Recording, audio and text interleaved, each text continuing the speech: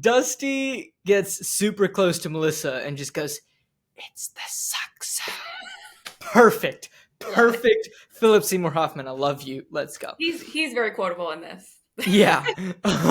It's the suck zone. I guarantee you I'm going to use that in some context somewhere.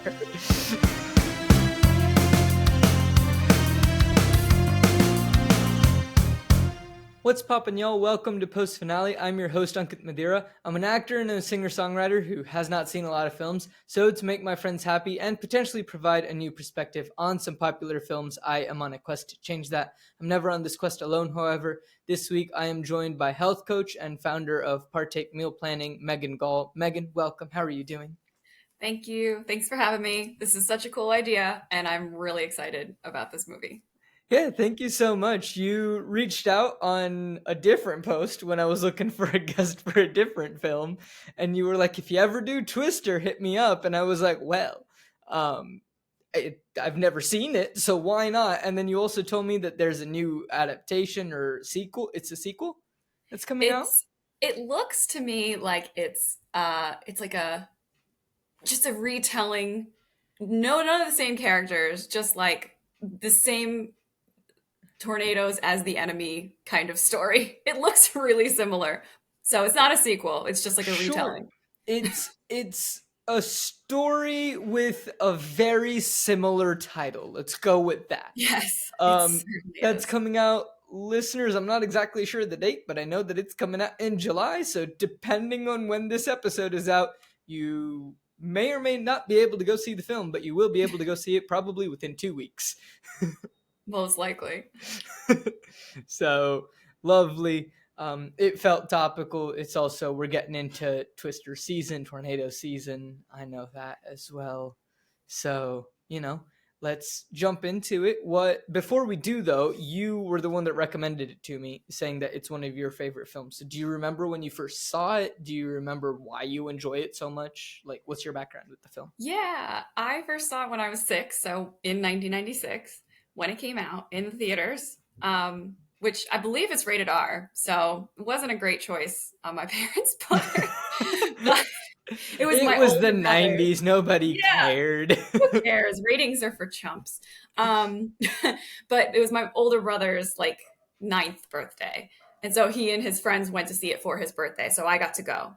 And it's funny because I remember seeing Lion King in the theater and being scared like a year or two beforehand. And I don't remember being scared. But I loved it probably because it felt cool. Like I was seeing like a big kids movie. It's just a rollick and good time. It's fun the whole way through. Got heart.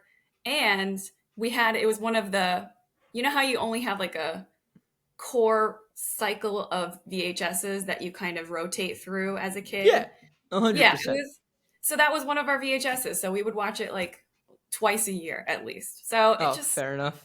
Feels like I could quote the whole thing. It's just one of those comfort movies. So that's why I love it. I don't know. Nice. Wonderful. And it's also like one that people like to shit on sometimes. I mean, like, there are pieces, I won't lie. Yeah. But so it far, me of the same vein as like Independence Day. Like it just feels like those big rollicking movies that are like easy to make fun of. Oh, I love Independence Day. It's a fantastic film. Mm-hmm. I remember in high school playing the music to Independence Day. And in the band class? Yeah, in band. So that would have been so fun. Yeah, at the end of every year, our final concert would always be scores. So movie scores, TV scores, like it would be scores, and we would have the movie playing on the projector while we're playing the score underneath. So like it was a really fun thing that we would do in high school. And so Independence Day was one. So that's the first place where I like learned about Independence Day, and then like I went and watched the film. That's so cool. I'm so jealous. I was in band too, but we never got to do that. You know, we played like Mission Impossible, a few of the big scores, but what did you play? I played trombone for the first 2 years, and then I was not paying attention and kind of got volunteered into playing the tuba. So I learned how to play the tuba. Because they were missing a tuba is probably what Well, we happened. didn't have a tuba player, and I wasn't paying attention in class. And at the time, me and my best friend were the drum majors. And Okay. so we were just having a conversation about something else, and our director just looked directly at us, and we were like, "We didn't do it." And he's like, "Yeah, I know. If I asked you to do something, it probably wouldn't be done anyway. But I need someone to play the tuba." And then I was just like, "I mean, if no one else will, I guess I'll volunteer." So I took home the tuba on a Friday. I called my mom and I was like, "Hey, you need to come pick me up from school." She's like, "Why?" And I'm like, "Because I have something that can't be transported, and I can't walk home with it." So Oh my she God. came and picked me up after tennis practice and after school, and I just walked out with the massive tuba. She's like, "What is this?" And I'm like, "My homework for the weekend." I learned how to play it over a weekend, and then I went back and like just played tuba for the next 2 years. Got to Excellent. university, was applying for universities, and my band director in university, I sent him a whole email being like, "I play trombone, blah blah blah blah blah."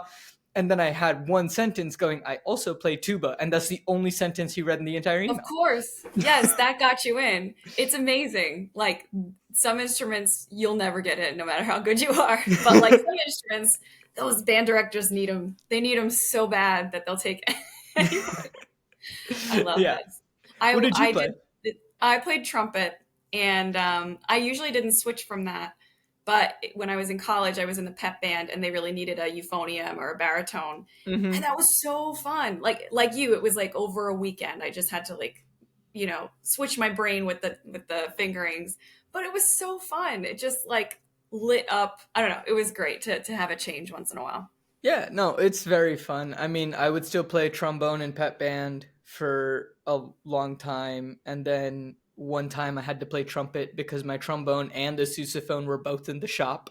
And so I went to pep band, but I was like, "I don't have an instrument. What do you want me to do?" This was in college, and he was just like, "Well, I have an extra trumpet here." And so I had to learn how to play trumpet 3 in like 20 minutes. That's a hard change. That's a hard, like you feel like you're going from like the world to like having to like force everything through a tiny, tiny hole. It's terrible. Oh, it worked. Anyway, Excellent. Twister. That's what we're actually Twister. here to talk about. So, Trumpets. trumpets. There are trumpets in the score. So, Yes. it's still topical, ladies and gentlemen. What I do know about this film, there are twisters. If there weren't, I would be surprised. I'm pretty sure that at a point, the leading lady, I didn't know who it is. Spoiler alert, it's Helen Hunt. I just literally as I was watching the film, she showed up, and I was like, "Oh, I know who this actress is. Lovely, like She's great." got a face. She's got that face that you just know. Yeah, I just didn't know who was in the film, and then Right. You went in blank. That's the best way to watch a film. yeah, Go in blank slate. I was like, I didn't know who was in the film. The only thing I knew about the film was the runtime. So she's in it, and I think at some point she yells Twister in a really iconic way. I don't know if that's from this film or if it's from something else and it's just like embedded into my mind, but for some reason I think it's from this film. We'll find out. We'll find out. We'll find out. And I've also been on the ride at Universal multiple Me, times, me but I too. don't remember much about the ride other than you just kind of walked through. You stood there and the ground shook and wind blew around you.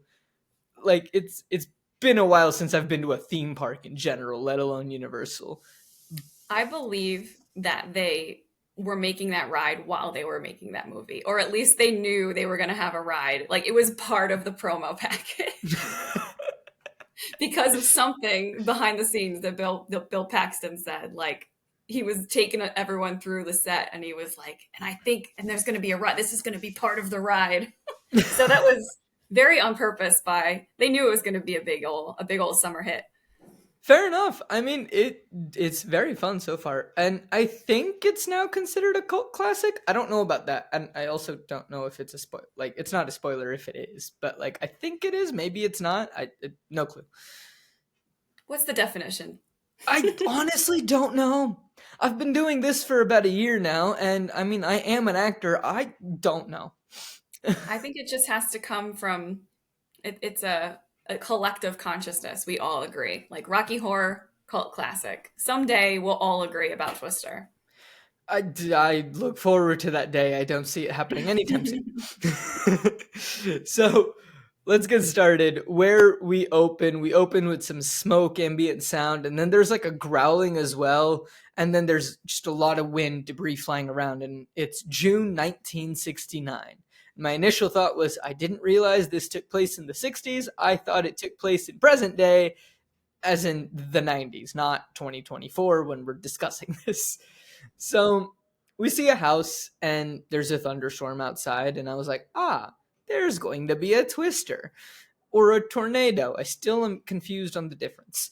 So we see on the TV and the weather report saying that it's all across Oklahoma County. There are tornado warnings and the storm outside is raging. There's a dog, and we see that the dog is sleeping next to a little girl named Joe. And I'm like, if anything happens to this dog, I'm going to be pissed. I just finished watching Braveheart. They killed a lot of horses, and I wasn't okay with it. If something happens to this dog, I'm going to be upset. And they know that about the audience. They're like, this is exactly for that certain spot in your heart, that like one heartstring. This is to get them. And it's an easy get when they show it to a dog. It is. And they play it well, and it annoys me. Mm-hmm. Mm-hmm. So mom comes in, she grabs Joe, and, they have to go to the shelter. Fair enough. It's storming outside. And they all leave, and they just leave Toby behind, but thankfully Joe realizes that they have left Toby behind, and she's screaming for Toby. So I have faith. I have faith for Toby the dog. And the dog starts chasing after them. The parents, on the other hand, don't give a crap about the dog. Nope, not at all. Like, they do not makes you as a viewer like love, you're like in Joe's point of view. You're like, she knows what's important. Yeah, you can't leave the dog behind. Mm-mm. And I'm surprised that like mom didn't pick up the girl and then say, Toby, come on, and then all run out the room. It would have been, I think, what most people would do. But like, they were right next to each other. It's not even like the dog was in a different room. That suspense really gotcha. They were like, we know exactly how to get Ankit, and this is how it is. It's just completely ignored the dog. And we're gonna get that audience right where we want them. They knew I would be watching this movie. Not 20? No, wait. Math thing is hard. 30 years later. Almost 30 years later. 28 years later. There we go. I'm like, how old am I? Because this came out a year before I was born. Like, hold up. So they're heading out, and the dad gets the door to the shelter. They all get inside. They leave Toby outside, but Toby makes it to the door because he's a smart little dog. And thankfully, the dad does open the door for Toby and is like, all right, get in. And so I'm like, all right, cool. Like, the dad's not heartless. The dad's like, Toby, get inside. We're good. We can live happily knowing that the dog is safe. So they get inside. The storm's going crazy outside. And the dad goes on to hold to the door, which is trying to just fly off of its hinges. And the dad's like, I've got to hold on to it. And I'm like, oh, he's going to be taken by the tornado. Bye, Dad. So you had a beautiful... suspected right away. I saw through that one. Not a simple scene. No. Maybe if I was watching this as like a teenager, I might not have seen that coming. Watching this now, I saw it coming. It was gonna happen. And then he just goes, I can't hold on to it anymore. And I was like, lovely. And then at a moment, like the moment that I paused it, Joe was just basking in like this blue light, and it was hilarious because I was like, where did they get blue light from? And then I hit play and I was like, oh, it's the light from the lightning. But still, that's an impressive amount of light coming through the storm cellar doors for Joe to be basking in blue light when I hit pause on the film. They wanted you to see the wonder on her face. The wonder, terror, awe. And what did you think of like the sound of the tornado? I thought it was on point. Like, I thought it was good. Like, the way they made it growl, like it sounded like an animal.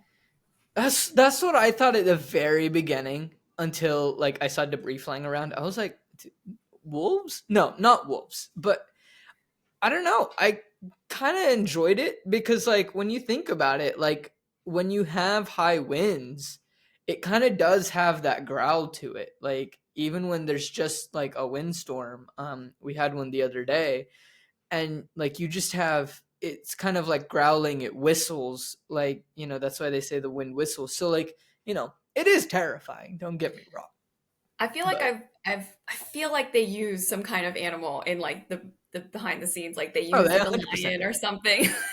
100% did. Yeah, Yeah, yeah, yeah. it's crazy. They took some animal's growl and probably distorted it in some way, and that's what they used for the sound editing later on. So would not be surprised. So Joe is distraught, and oh look, the door and the dad get sucked into the twister. Bye, Dad. I didn't care. I was like, great, we can move on with the film. Like I saw he was gonna die. Oh, the Beautiful. emotional heart of the film. Don't care. Don't care. I mean, I'm sure it'll come back because, like, it's gonna be a whole character arc thing. But like, Dad's dead. Cool. So Joe is distraught. She wants to go after Dad, and Mom's holding her back and is like, "Stay with me, Joe." And this is where I have an issue with this. The storm is strong enough to pull the door and the dad out into the tornado, but it's suddenly not strong enough to suck the mom, Joe, or Toby out of the cellar or any other material that is down in that cellar. I think that's a very convenient strength of the tornado change. Like it's very convenient for the filmmakers that they can just get the dad out of there, and yet the speed of the wind somehow stops at the door, and then everyone else is safe just because they're inside the staircase.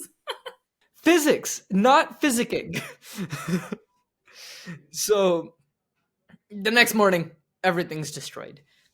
Beautiful.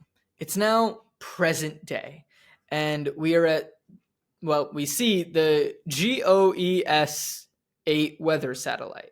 I thought it was going to play more of a role in the film. It hasn't showed up yet. So literally they just showed us a weather satellite because they could. Mm-hmm. It's setting the Sure. scene. Gotta set the Yeah, scene. yeah, yeah. This is where I had my first thought. I was like, please tell me this isn't going to be one of those movies where Joe grows up but believes that somehow her dad survived the tornado and is like off to go try to find him. Like, if there, or like the dad survived, if there is a way the dad survived, I feel like, I mean, I wouldn't because I have the job of doing this podcast, but I would just shut off the film. That would be a whole interesting twist. Like Because if he there was have been suddenly cases of yeah. people like getting sucked into a tornado, but then like they land and they're fine. Oh shoot. That is Rare, nuts. but I do know that they exist. And I had a friend once who was like, we were talking about natural disasters or non-natural disasters, like Katrina, then we were talking about 9/11, like different disasters where there's a lot of confusion in the days or hours afterwards. And they were like, what a fantastic opportunity for someone who wants to change their life to cut out fake death and start a whole new life. So maybe that's what the dad did. You know what? That's the universe I live in. And hey, let's be honest, that might actually be the plot of Twisters. Mm-hmm. Stay tuned. Yeah, yeah, we don't know. We We don't might know. have an answer as, I mean, this is pre-recorded, but ladies and gentlemen, if that's the plot, you will be hearing about it because boy are we right. Mm-hmm. Highly doubt that's the plot, but like I would be fascinated if it is. So we're on Earth and we have this weather broadcast going on, and it's 7 a.m. in Oklahoma City. The temperature is a crisp 75 degrees. That sounds lovely, honestly. I've been dealing with like 110 Oh plus. my god. Oh my god. You look very Welcome to fresh India. though. You don't Thank look like you. you're in the 110 degrees right now. Thank you. I appreciate it. I did turn on the AC in the room before we started recording so that the room would get colder. That'll do it. But I don't know. It's okay. Look, this is what I'll say to people. India's lovely. Please come visit. My recommendation, if you're not used to the heat, come in the winter. Mm. Sound advice. Yeah. So 7 a.m., beautiful. The skies are partly cloudy and it is dry. and the dry line is located in western Oklahoma. Now, ladies and gentlemen, I don't know most of the scientific terms that they are discussing. I know a few of them because I did study environmental science for a year in college before I realized I shouldn't be studying environmental science. So I know a few, but I don't know most of them. So if anyone does know what they mean more accurately, please let us know in the comments. Yes, I would love to know what a dry line is because they use that word and I do not know what all the Right. tech jargon. Michael Crichton loves this kind of same guy who did Jurassic Park. Like he loves that tech jargon that's just above the viewer's understanding. But I also enjoy it, right? Because I'm not watching a dumbed down thing for the viewers. I just feel like great. I'm here and I'm watching actual professionals in this field at work. This is how they would actually talk. This is the jargon that they would actually use. I'm going to be more invested to listen and learn. And it's like, great, I might not understand everything, but I'm able to piece together kind of what's going on. And I would much rather hear the tech jargon than just a dumbed down version where I'm like, that's not how someone in the field would actually explain it. 100%. I am on board with that. So we're at the National Severe Storm Laboratory, NSSL, as it'll be referenced for the rest of the film. So they keep saying that the cells are building, and if it does keep building like this, there could be a record outbreak of tornadoes. This is where I really had the question, do you know what the difference between a tornado and a twister is? I believe, and I'm sure there will be people saying that this is not right, but this is my thought. Twister is the colloquial fun name, and a tornado is the official name. And I'm sure there's even more exact names, different kinds of cells and different kinds of storm centers and all that. But I believe a twister is just like a fun thing to say. It's like there's a tornado or oh, the twister's coming. It's just a colloquial name. Fair enough. I did a quick search while you were chatting, and it says tornadoes are vertical funnels of rapidly spinning air. Their winds may top at 250 miles per hour and can completely destroy well made structures, etc., etc. And then another site says, also known as twisters, tornadoes are violently spinning funnel shaped columns of air. So I believe you are right. It's just the same thing, different names. If there is a deeper difference, someone let us know. So we get triumphant music and we're back in the fields of Oklahoma. And someone's in a red truck, and they're like, great, if I know Joe, she's dragged the entire department out into the field. A day like today is to be expected. She forgets everything except for work. And there's a woman saying to a man like, oh, you must be nervous to see her. And he's like, no, do I look nervous? And she's like, yeah, a little bit. Joe said apparently she'll sign some papers. I'm guessing that they're divorce papers. And then the man and the woman kiss. So I'm like, great, it's divorce papers. Pretty easy to figure that one out. On the nose. Yeah. So meanwhile, we're at the field and they're getting some readings. And I was like, are these storm hunters? Is that what's going on? That makes the most sense. Like, I don't know if storm hunters are still really around. I'd be surprised if they're not. But like, I heard a lot about them growing up as a kid. I don't hear about them anymore. I feel like I heard about them because of Twister. Like, I think that's why. And I think there was a lot of study that had to be done close up and a lot of documentation. But I feel like now, is it as necessary to be up close? I think the main reason people would search for them now or chase them now is for the likes, right? Like for the like, I got this kick video that no one else has because I went closer than everyone else. I don't know.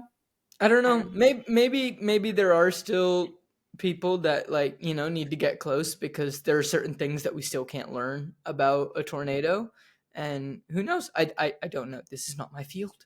So they're storm hunters, they're getting some fun, and it's a whole lot of people. There's a big group. I will consistently be getting names wrong or making up names for the people in the group. So Megan, if you know who someone is as I'm describing them, please let me know so that I can change it in my notes. Because other than Dusty, I'm still confused on who people are in this group. They don't really make it a priority for you. They're like, just, And I'm okay with that. Like, it doesn't yeah. need to be a priority for They're me. like, you remember this face, right? This funky character actor face. They have like 8 funky character actor faces. One of them is Ferris Bueller's friend. And that's Oh, all I that's where I've seen him before. Yeah. And I saw Twister before I saw Ferris Bueller. So when I saw Ferris Bueller, I was like, Twister Navigator. I know you. Fair. I didn't know his name either. So Yeah, I Cameron think in his name Ferris is Bueller. Rabbit. Yes, Rabbit. Yeah. The Navigator is Rabbit. I put that one Mhm. together. Excellent. So Got it. anyway, they're all having fun. Like, they're enjoying this. Like, this is what they like to do. They love their jobs. They love their jobs. And we also have, one of the guys, he's like, don't fold the maps. And Rabbit, I don't know why there's a thumbs up on my screen, but Rabbit is just like, I didn't do it. And whoever the guy with the map is just like, well, I don't know what to tell you, but there's a big crease right through Wichita. That is, it's not a very well, it is a very quotable movie, but that is one of the quotes that you feel like wouldn't be quotable, but it is. I mean, like, I say that to my brother all the time. There's That no wouldn't have context in been- which it's useful, but it's just fun to Yeah. say. He says Okay, fair enough. I was about to ask you about the context. Thank you for explaining that there is none. So, I mean, it's kind of like Mulan, dishonor to you, dishonor to your cow. Like, Yes. beautiful. That's another one. Mhm. Did that also come out in 96, or was that more like 99? I do not I know. don't Because I didn't watch any of the 90s Mm. movies until the early 2000s, because I Got was it. born in late 97. So, Mulan like- is another one that I had the VHS of. So we had yeah. like 40 VHS. Twister and Mulan were both in there. Very Fair. quotable.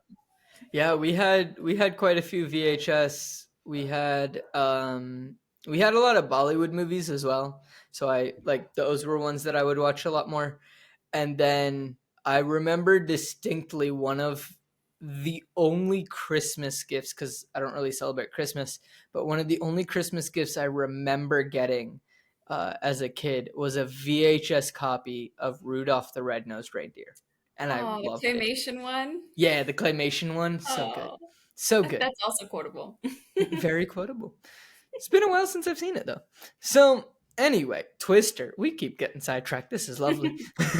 So, we meet Dusty, and my initial reaction is he seems fun.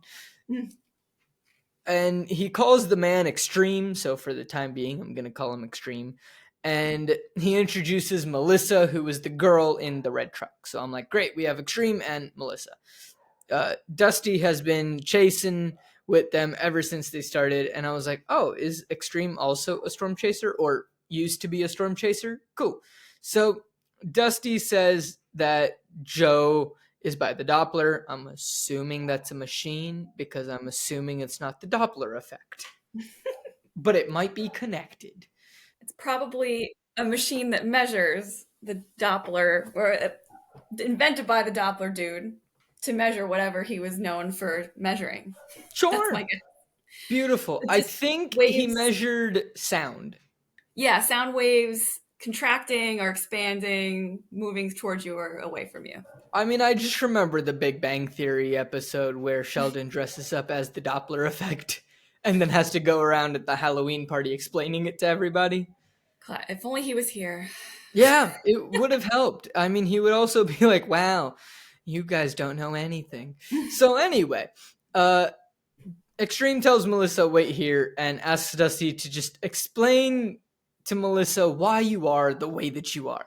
Beautiful, perfect, no notes. Dusty says that Joe is going to wig when she sees that he's back. Is that slang for something? Going to wig? Yeah, Going it's to like wig out. It means like freak out. Cool. Okay. Yeah, that's like, I guess, 1996. It's like probably earlier slang for like freak out. Okay, cool. Yeah, I hadn't heard that one before. So I figured that common. was the case, but yeah. So we learned that Extreme's name is Bill. Makes a lot more sense. So Bill makes it to Joe, and she's happy that they found them. The sky today is really talking. And Joe tosses Bill some cabling, and he's just like, what the f***? fuck am I supposed to do with it? Like, I'm not here to help. Like, You're here to help right now. The sky is talking. The sky is talking. Of the course sky you're is here to talking, Bill. Do your job. You know what you're doing. So apparently it's the biggest storm in 12 years, and it's just one lined up right after another. And the NSSL has never seen anything like this before. And Bill just goes, all right, what about the divorce papers? And Joe's called away, and they're looking at a camera. The focus mount is jammed, and there's grass in the autofocus. And the guy's just like, do you want me to clean that out? And she's just like, not unless you want to sketch the tornadoes. I'm sorry, who is this guy? And how did he not realize that there is grass in the autofocus of a camera? If this is his profession. It seems like that, probably indicating that this camera's been through some shit, don't you Oh, I think? mean, I believe the camera's been through some shit, but at the same time, he should be better at his job. I agree. Then they'd be able to keep up and accomplish what they want to accomplish. Like, I understand if it's like the problem is, oh, the focus mount is jammed. Like, you just got to do this to fix it. Great. That's fine. I'm more stuck up on the grass and the autofocus. Not a problem that the camera manufacturers thought they would have to help the owners with. Yeah. So anyway, Joe says the papers are signed, they're ready, and Bill wants them right this second. And Joe's like, what's the urgency? You act like you're getting married. Oh no, he is. And Joe like actually stops at this. She's like, oh, fair. And I'm like, oh, she's still in love with him. And apparently there has only been Melissa since Joe. And Joe hands him the papers and then moves her ring from one hand to the other. Was this supposed to signify something? I'm always confused on which hand the ring is supposed to go on to signify marriage. Like, it consistently confuses me. Here's what you have to ask yourself. Why would she keep the ring on if she's getting divorced? Why? Well, I mean, like, I know exactly why. She's still in love with him and she doesn't actually want to get a divorce. Great. I've answered that question. But, like, why did she switch the ring? She doesn't want him to see that she still loves him. That's why. Sure. So switching it onto a different hand is going to make it to where he suddenly can't see the ring? Maybe an interesting choice on the part of the makers of the movie, but I think they're trying to get her to like, oh no, I don't want him to see that it's on my hand when I'm signing. That's my guess. Okay. Sure. Why not? Good enough reasoning. That's the heart of you gotta get to the heart of this movie, man. The heart of the movie. It's not the heart of the movie isn't that dad got sucked away in a twister when she was 5. Like, no. That's not the heart. The heart is love. She doesn't want a divorce. So Joe hands him the papers, and apparently she missed a page and she didn't see it earlier. And then she starts to read it. And Bill's like, what are you doing? And she's like, well, I want to read it first. And he's like, it's the same as it was in December. She's like, oh, I didn't read it in December. And I was like, one, fantastic. If she wants to delay, she's doing a great job of it. Also, two, both of these actors, Helen Hunt and I don't know who the male actor is, but they're doing an incredible job in this film already. So I'm here for it. Bill Paxton, for you all. Bill Paxton, thank you. Of Titanic fame, of a very small part in Terminator 2 fame, of Big Love HBO show fame. I'm gonna nod like I have seen any of those films. You haven't seen Titanic? Nope. That must be coming up for you in this series, no? It's on the list. I just haven't gotten to it. I mean, I know what happens in it. Do I really need to watch the whole film? That's debatable. It is up to you, my friend. It's a romp. It's another romp. It's a James Cameron fair enough. romp. Listeners, let me know if you want me to watch Titanic. If enough of you do, I'll watch it for you. It's not high on my list, but if you request it, I will put it higher on the list. So, Bill, this is where I made a prediction. And I was like, all right, so this is how the rest of this film is going to be playing out. Bill and Melissa are not going to make it out before the tornadoes start to hit. And they're going to get caught up in the storm chasing, and Bill's going to realize, like, hey, this is what I really enjoy. He's going to be roped into helping out again.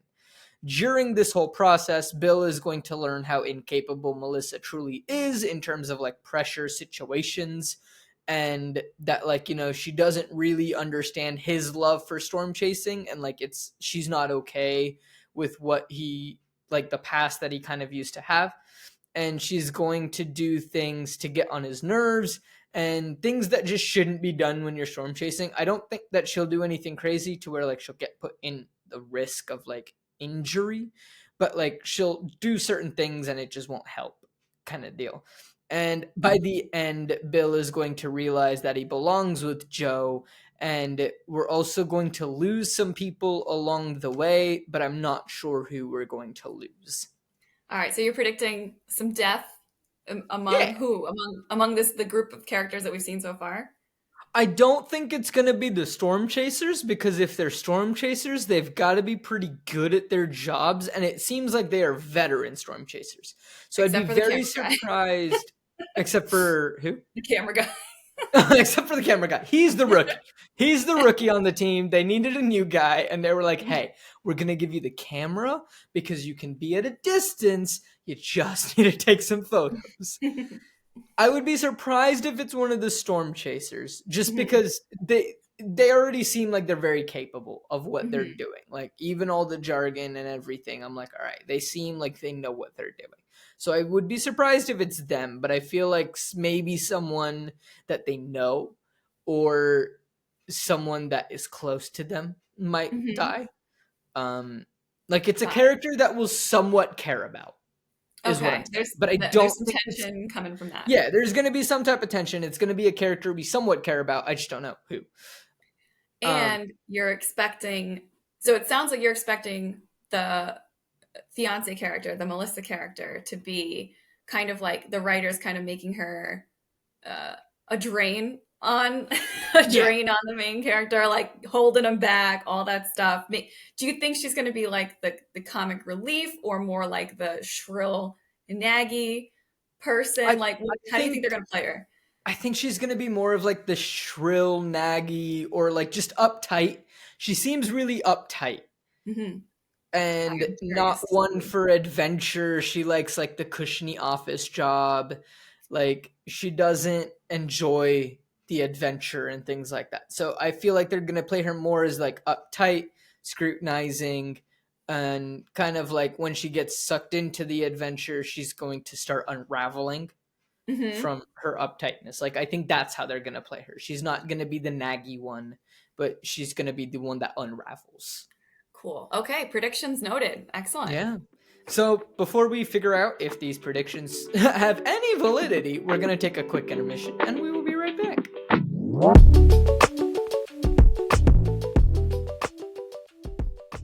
Hello, everyone, and thank you so much for listening to this episode of Post Finale. I hope you are all enjoying this episode, and if you want to gain access to more bonus content, like access to my notes and access to some of the tier lists that I make and help suggest films and things like that, all of that can be done over at our Patreon, and that can be found at patreon.com/coopforge. So that's patreon.com/CO_OPFORGE. Signing up for any of the tiers gets you different types of bonus content depending on the tier that you sign up for, and a shout out here on the show for every patron that signs up. It really means the world to us, and it helps us grow this show and helps us be able to put the money back into this show to make it a better experience for you, the listeners. That is our entire goal here at Co-op Forge. So thank you all so much if you are considering doing this. Now, if you want to help the show in a non-monetary way, that is fantastic as well. You can do so by just talking about us and sharing it with a friend. Just reach out to a friend and be like, hey, you love movies, or hey, you need an excuse to watch more movies. Check out this show called Post Finale.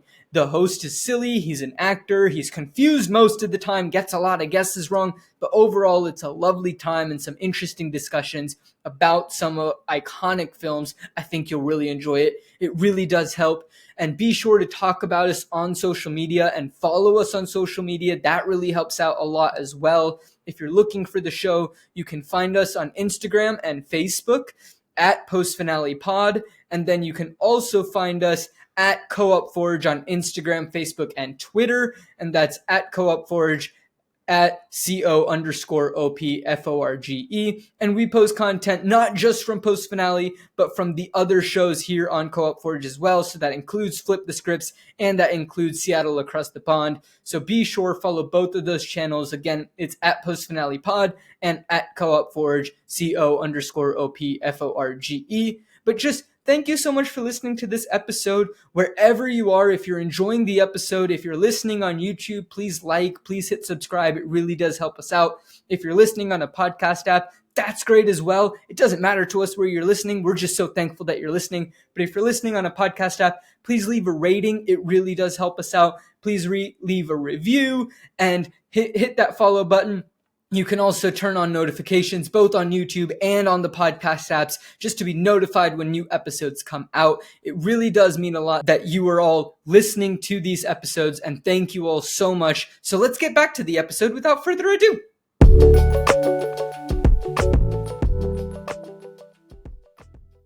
All right, we are back, and Bill asks her to sign so that they can get out of there. And Joe's like, wait, we? And it's like, oh, she's here too. And Joe doesn't sign the papers. She gets distracted and she wants to go meet Melissa. Meanwhile, Dusty is explaining the suck zone. And it is the point at which the twister sucks you up.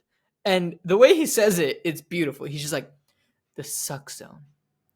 It's the point. Basically, at which the twister sucks you up. And he's like, well, it's not the technical term, but that's generally the gist of it. I'm like, Dusty, I love you. You're fantastic. I feel like I've seen Dusty's actor before, but I don't know who he is. Philip Seymour Hoffman. He's great. He's so just good. Super young in this film. Yeah. He's so young. It's adorable. It's great. Yeah, I've never seen him this young in a film. Mm-hmm. And he's so I feel like I've seen him in a lot of uptight roles, and this is so good. It's so nice to see him like this. Oh my god, that makes me so happy that it's Philip Seymour Hoffman. I love him as an actor. I mean, it was sad when he passed the way that he did. Yeah. And everything I've seen him in, I've loved him. Like, yeah, he's just one of those, single thing. You just get drawn into whatever he's doing, and you just leave. Even if his character is evil, you just leave with this like, I have a great feeling about this. Like, yeah, I remember. I think it was Mission Impossible 1 or 3 where he was the villain. I don't remember which one. I don't remember either, but it sounds familiar. 1 or 3 is my best guess. He's in one of them. I don't know. There are a lot, but he's in one of the earlier ones. And even that one, like, his character, villain. But then as he's the villain, I'm just like, but he has some valid points. He's just good. He gets deep. He gets deep into the character. He gets deep into motivations, and he just makes you want to follow whatever he's doing. It's fantastic. Beautiful. So Joe walks up. She introduces herself, and she's like, Bill told me the happy news. And Melissa's like, which one? And it's like, us getting married. And it's like, what else is the happy news? You don't seem like a very happy couple in the limited amount of interaction I have seen. So Melissa says that it's a bit sudden, but they wanted to get married before Bill starts his new job as a weatherman. And Bill thinks that Joe says weatherman with some sort of tone. There's no tone. They're bickering. They're going back and forth. And we learn in this, when Melissa gets a phone call, she's a doctor. We'll find out what type of doctor. But she's a doctor. And Joe notices the new truck, so she's just like, oh, new job, new truck, new life, whole new you. Not in that tone, but that's the gist of what she's saying. And Joe's like, it's hard. I just thought you were coming here alone. And Bill was like, I wasn't planning on coming at all. And Joe reveals that it's about Dorothy. And I'm like, who is Dorothy? Why? What is going on? Apparently she's here. Bill wants to see her. And I'm like, do they have a kid? That I suddenly don't like, is this just going to be revealed? No, Dorothy is a machine.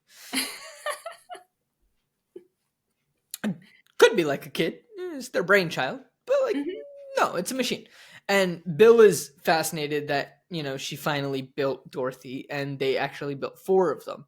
And Joe wanted him to be here for her first time out. And it wouldn't be right if he wasn't, because the concept for Dorothy came from Bill's brain. We learn what Dorothy is meant to be used for. It's an instrument packed for studying tornadoes. It's the first one in history. And I was just like, is this a real thing? Is this a. I don't know. I don't know I'm if you wondering the know. same thing. I don't know, but the thing that makes me pause on on the new Twister is that I see this machine is an integral part of that plot.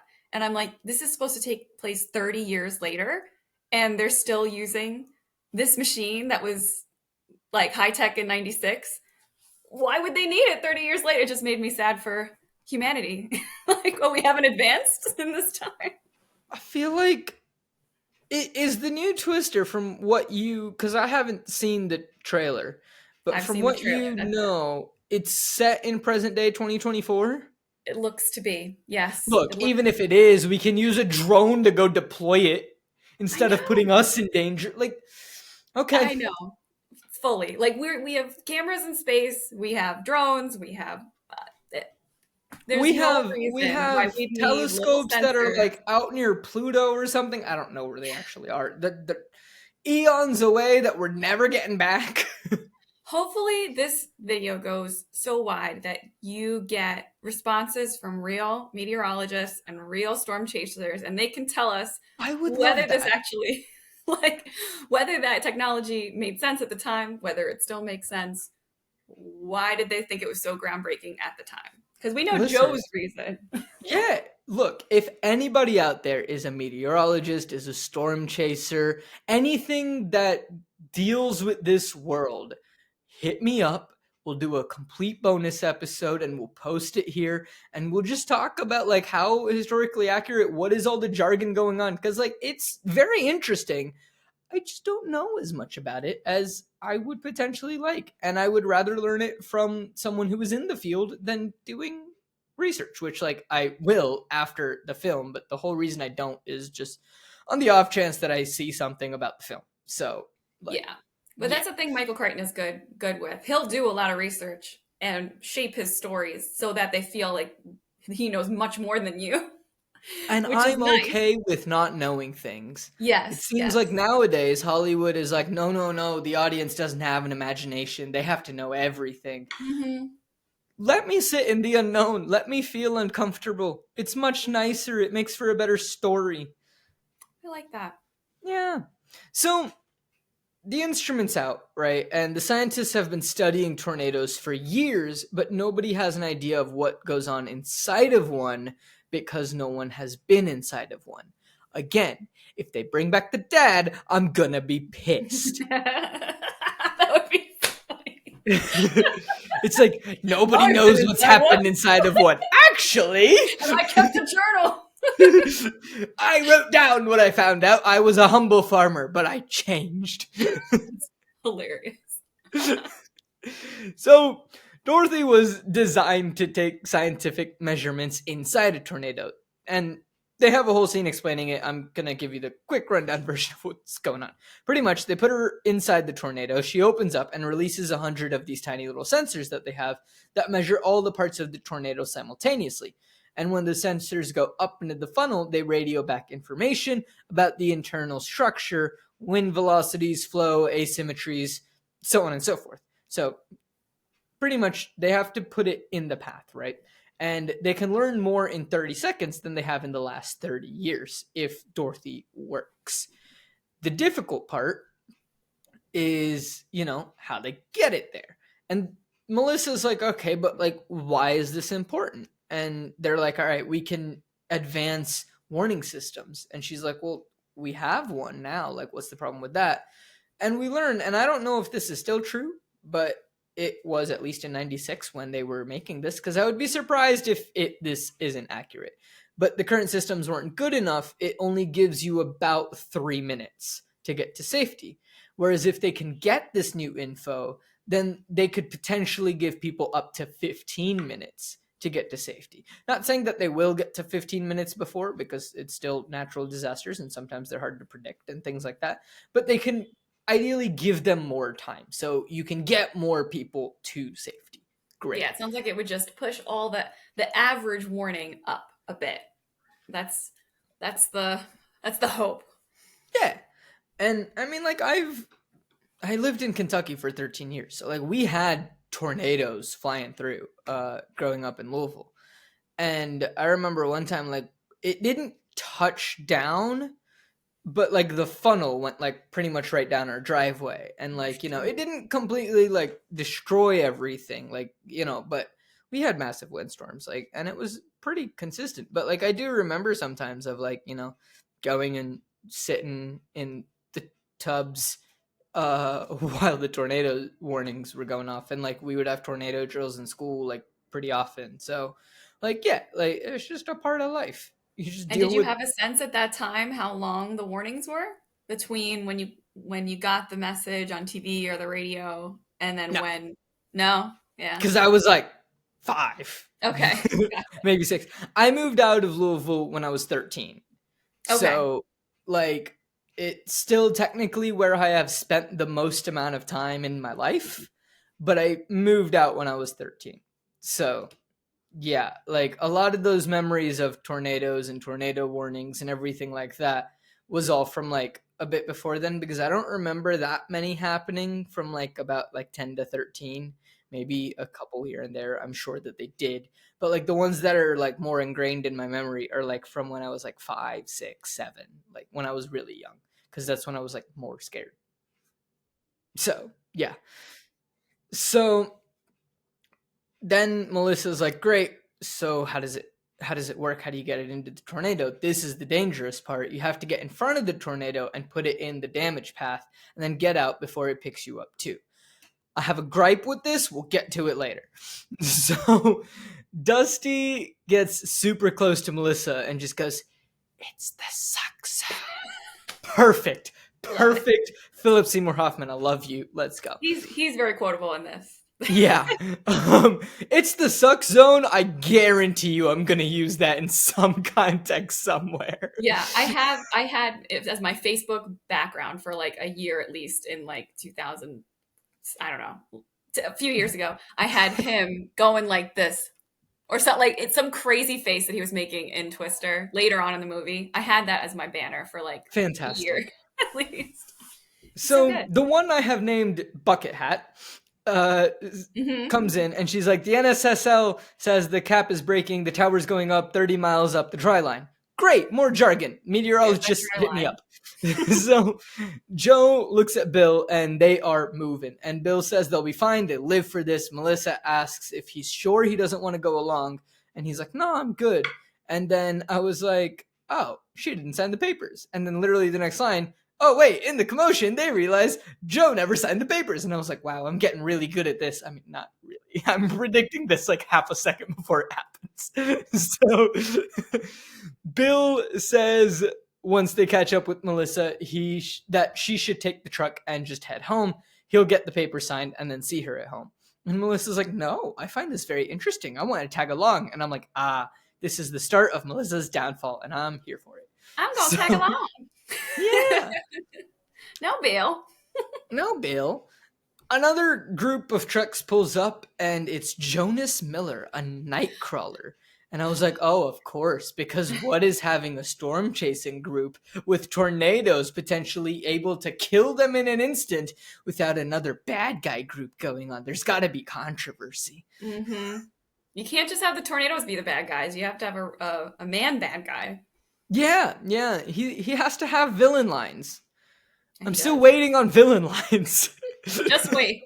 He's got So real like energy, like yeah, asshole yeah, energy. yeah. Like Look, he's a solid villain. He's just not like villain which line. He's just like yeah, which is to be like he's known really well for Princess Bride, right? Like Carrie yeah. Elway, that actor, and he's such a like sweetheart in that movie. And then you see him in this, and he just has the greatest. Like you just love to hate him. It's fantastic. I watched that and I'm like, oh, at least it is accurate though. Like, not everybody who's a villain is gonna have like amazingly quotable lines. He's just a villain who's just like, oh yeah, I just dislike him. He's just a bad person. What did you think of how like the other characters in the main storm chaser group, like how they described Jonas and his team? Oh, it's fantastic. I didn't write all of them down, but I got a couple. Pretty much like what we learn is that Jonas started out in the same lab as all of them, and then got corporate sponsors. He's in it for the money, not the science. And then they have a lot of high tech, but they don't have instincts. And it's like, oh, apparently he doesn't. And it's like he also doesn't have Dorothy, which I'm like, he has Dorothy. So I just have no idea if this exists in real life. This weird like high school clique rivalry between it almost reminds me of like when a band signs on with a record label and all the other bands that are like in the local scene are like, oh, they sold out. Like, yeah, I'm like, right. what's wrong with him getting corporate sponsors if it gets him money for funding his research and you guys all get a better warning system? Like, is that really that bad? He seems like he behaves like an asshole, but Yes. So I is his understand why it's bad because he's an asshole. I Mhm. don't understand why it's bad that he had the wherewithal to go get corporate sponsors. And also, who are these corporate sponsors? What companies are like, let me slap my name on this random storm chaser before YouTube exists? Like, who was doing that? Like, where were they? I don't know. Who was watching them? I don't know, but I've been looking out to see if there's like a corporate sponsor name anywhere. I haven't found one yet. No, it's just shown off in his like fancy cars, his like black And they're all black and blades or sleek and whatever. ooh. So Jonas passes Joe and the group, and she's not sure what he's doing here. Bill is forced off the road by one of Jonas's larger trucks, and he gets a flat. Lovely. So they get to a garage, and it's going to take 10 to 15 minutes to fix the flat. Not a problem.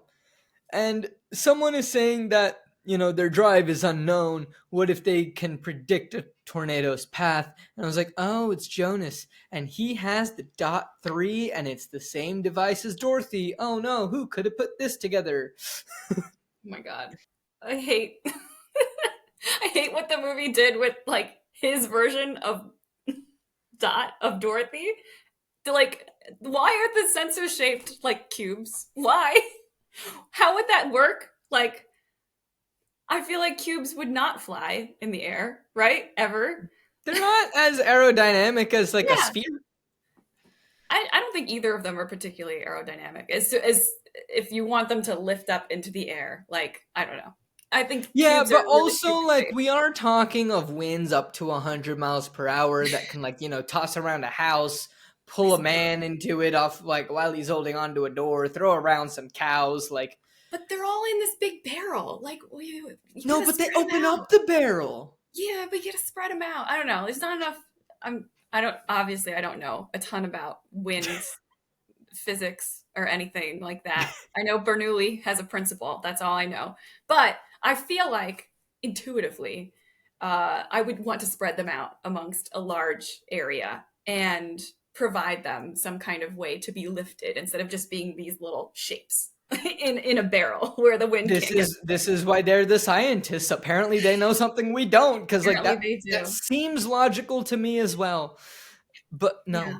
So anyway, Bill sees that he has Dorothy and he goes over and he pretty much just starts attacking Jonas.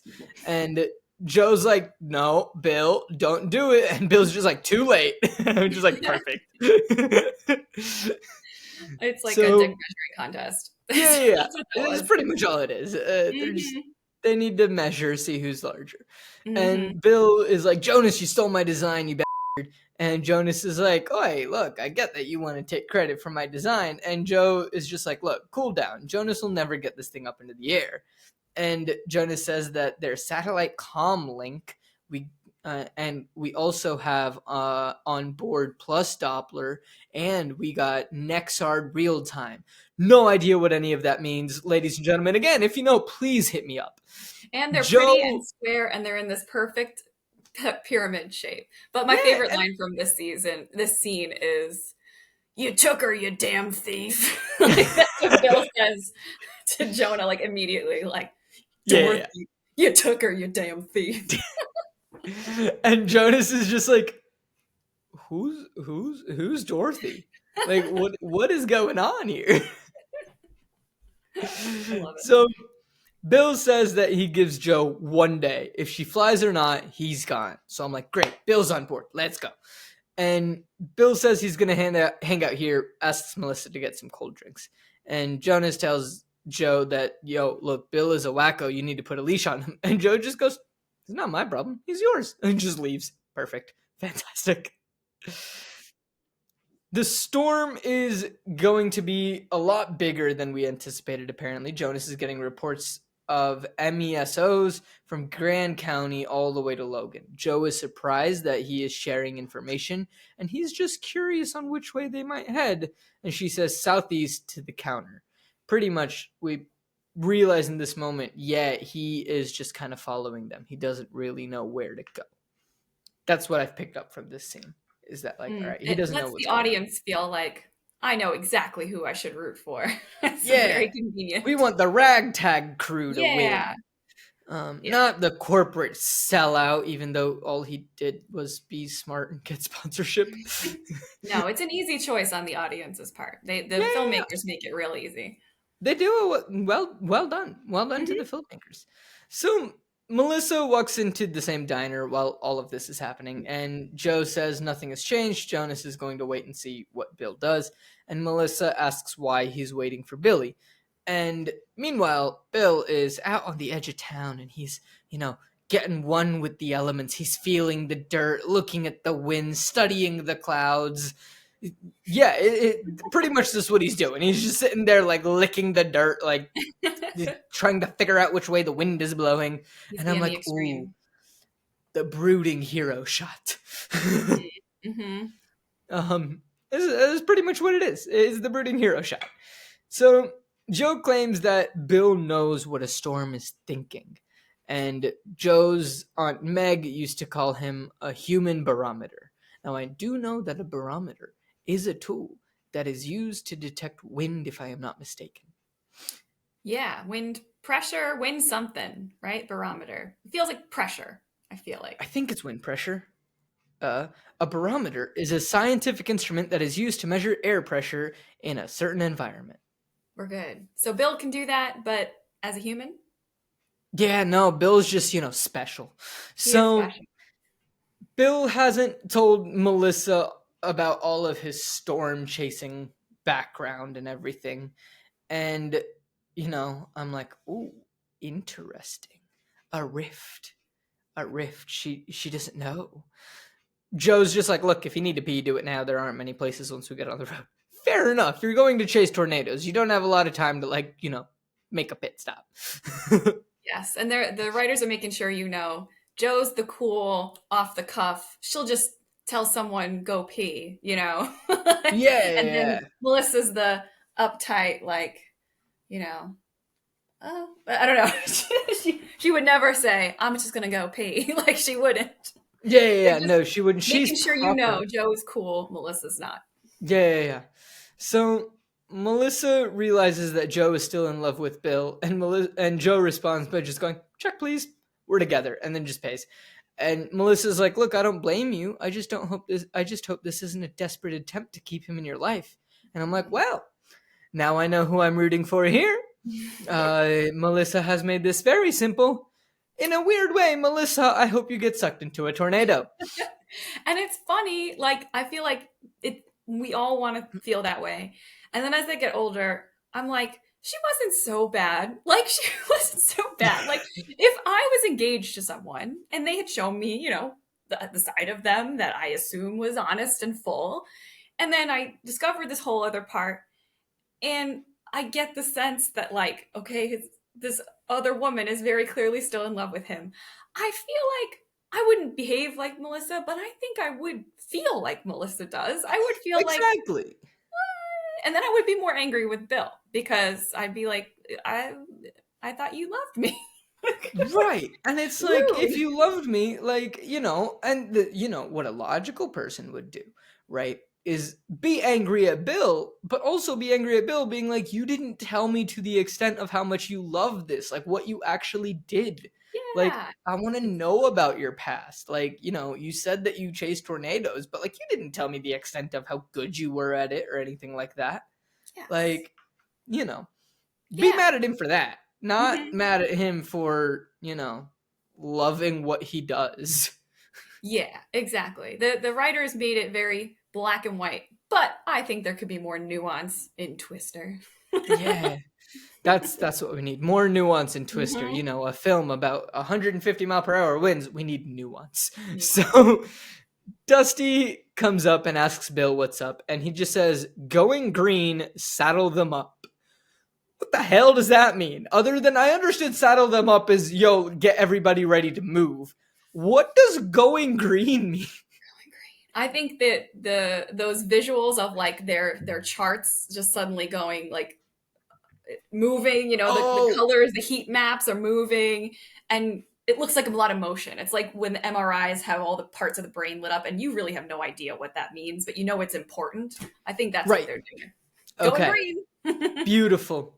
So meanwhile, Jonas is, doing his thing, and Melissa grabs Bill a lemonade, and he's just like, "Look, Melissa, follow me in the truck, but stay behind Dusty. You'll be safe there. I'm gonna go with Joe."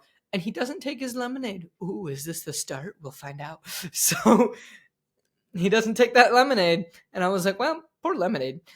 Jonas sees that they're leaving, and he says, "Pack it up. Let's go." And Dusty just goes, "It's the wonder of nature, baby." Baby. And that's where we're ending the episode. What are your thoughts? Like what do you I'm think? here for it. I'm Yes. enjoying this film. I will say it's not, like one of the critically acclaimed films that I've done, but it's also not on the end of Barbie Fairytopia, which I have also done. So like, you know, um, that's a whole story, Megan. Yeah, I missed that whole part of pop culture, and so I might have to watch that after this. Yeah, fair enough. It is a film and it was made, but like it's enjoyable, right? I think they've done a really nice job so far. We're about 25 minutes into the film, and it's not a very long film. It's only like an hour 53, which after you add credits to it, it's probably about like an hour 45 film. So it's not exactly a very long film, but they've done a very good job in the first 25 minutes of setting up all the characters, knowing who we need to care about, why do we need to care about them a bit. Like obviously we have more of the film to be able to get into more of the nuances. Who do we want to root for? Who are our good guys? Who are our bad guys? Why do we dislike the bad guys? And what is the goal? I think that's the big thing. Like in a film this short, they've done it very well of they've already set up, great, this is what we are trying to accomplish. This is how we are going to accomplish this. Hmm. And characters you want to follow doing that, like characters who say stuff that feels, if not perfectly realistic, at least they're funny one-liners that are more realistic than I think the writing these days now is. Oh Like, yeah. the conversations are more interesting and they're more, I don't know. I don't know. I I'm just think comparing it to like honestly, so Marvel far any movies of the where, conversations, they feel like something that someone would actually say. yeah. Yeah. Besides all the jargon, right? Like I think Michael Crichton is good at that. Like he will write stuff that is human at the same time as being uh, you know, that kind of scientific. Like he really is good at merging the two, Yeah. which I love.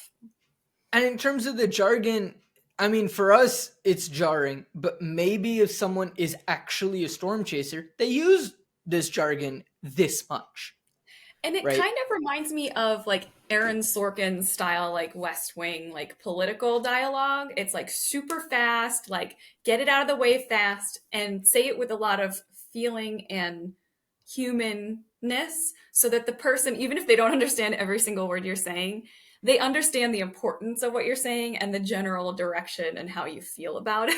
So Right. I think Like I when think they do Bucket well. Hat comes in, interrupts that whole thing, and is like, hey, we got news, like blah, blah, blah. I'm like, I didn't understand most of it, but I understood the tornado is coming. We gotta move. Yeah, when Bucket Hat came in and said like the dry line, all 8,000 things about the dry line, you're like, I know exactly how to translate this in my head to Yes, the real time translation in plot my speed. head, tornado coming, we move. Yes, caveman Great, let's talk. go. Hmm. But I think that is one thing that, like, and writers are now starting to come out and say this as well. Like, I don't remember who said it recently, but I saw a quote very recently. And ladies and gentlemen, we're recording this in the middle of June. So this quote like came out like a week ago, but someone was saying that like, with adaptations, which is what we do on Flip the Scripts, which is another podcast that I co-host with my friend Steven. And we keep talking about this where it's like they're taking the material, they're taking characters and then completely changing them. Like apparently script writers in Hollywood now know better than people who created the characters. Mm-hmm. And it's like, that's why a lot of these adaptations are flopping, is because someone might read the book, then they'll go see the film and they'll be like, this is nothing the same. Like the characters aren't even the same. Mm-hmm. Like, so, it's something to keep an eye on. Yeah, But adaptation is an art for sure. it's an art. Luckily, It's a hard art. It's difficult. yeah. Well, luckily, Twister was just, I believe it was just from the mind of like Michael Crichton and the other We producers, and did we Spielberg and did all, find out that it is just the creation of Michael and which crew. is great. I think it gives it a Big fresh things. feeling. That's just Yeah, me. it's very fun. I'm very excited to see what's going to happen next. But before we can do that, we got to wrap up this episode. So Megan, thank you so much for joining. If people Thank want to you. find you on the internet, follow what you're doing, how can they do that? How can they find you? Yeah. So if you want to see more of what I do, which is very specifically health coaching, help with meal planning, and all that for folks who want to lose weight or achieve some kind of health goal. I'm on Instagram. I have a lot of like free tips, videos, meal ideas on there, and that is partake_foodie. So I also have a free meal planning club on there. We work together to create your weekly meal plan live on Instagram every Thursday. So come see me there if you would like. And then I have a website called partakemealplanning.com in case you're looking at any of the other services that I offer. Wonderful. Ladies and gentlemen, we'll also link both the Instagram and the website down in the description of this episode so that you can find it easily. But Megan, thank you so much for joining. I look forward to you joining us for next week's episode as well, where we actually see some tornadoes that don't, just suck dad out of the storm shelter and then physics doesn't work anymore. But ladies and gentlemen, thank you so much for listening. Megan, thank you so much for joining. And until next week, we'll catch y'all later.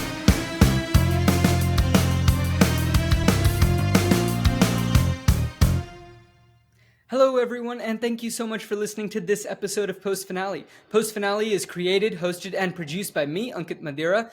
Our editor is Pranav Nair. The music is by Ankit Madhira and Megan Hutchison, and the art is by Jarid Rother.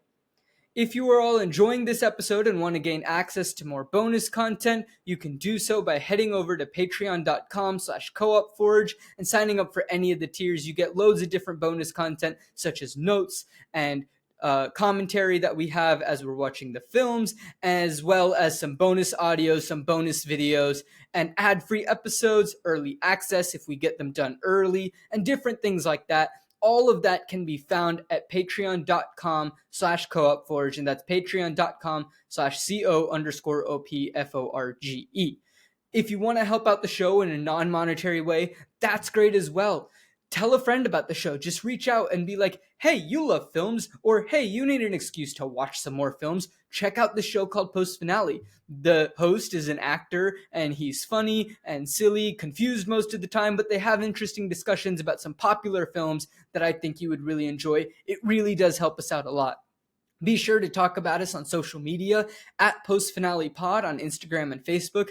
And you can also follow us at CoOpForge, that's CO_OPFORGE, on Instagram, Facebook, and TikTok. And there we post content not just from Post Finale, but also from the other shows hosted here on Co-op Forge, which are Flip the Scripts and Seattle Across the Pond. So a lot of fun things can be found over there on our social media. It really, really does help us out a lot. Thank you to everyone who has already done this. Thank you to everyone who will do this in the future. It really does mean a lot to us, and it helps us create better content for you, the listeners, as we grow. It really does help, and thank you so much for listening to this episode of Post Finale, and I can't wait until next week. And until then, I'll catch y'all later.